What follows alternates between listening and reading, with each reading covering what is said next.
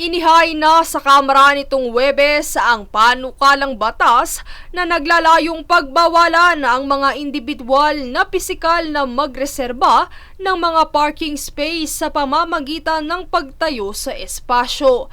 Ito ay matapos ang insidenteng nag-viral online kung saan makikita sa video na isang babae ang humarang sa isang parking space upang ireserba ang espasyo sa sasakyan.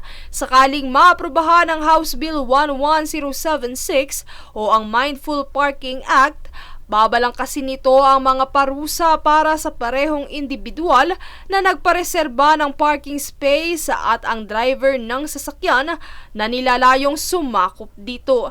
2,000 piso ang iminumungkahing multa para sa unang paglabag, 5,000 pisong multa at 6 na buwang suspensyon ng lisensya sa pagmamaneho naman para sa ikalawang paglabag at 10,000 pisong multa na may pagbawi ng lisensya para sa ikatlong paglabag. Sa ilalim din ito nakapaloob ang pag-aatas sa mga establishmento na magpatupad ng mga patakaran laban sa gawaing ito na may naaangkop na mga multa o parusang nagkakahalaga ng 10,000 piso hanggang 50,000 pisong multa para sa mga hindi susunod.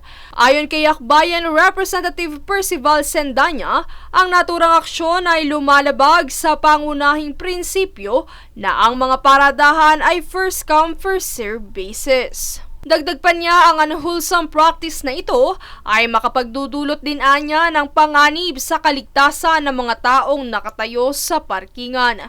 Kaugnay nito ay pinaplano na rin ng Metro Manila Council o MMC na magpatupad ng ordinansang magpaparusa hinggil sa pagbabawal sa naturang aksyon.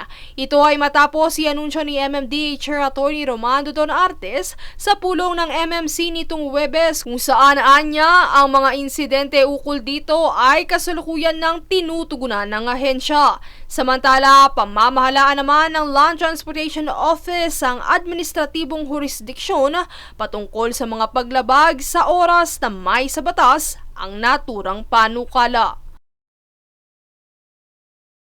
Princess Castro nag-uulat para sa One Media Network.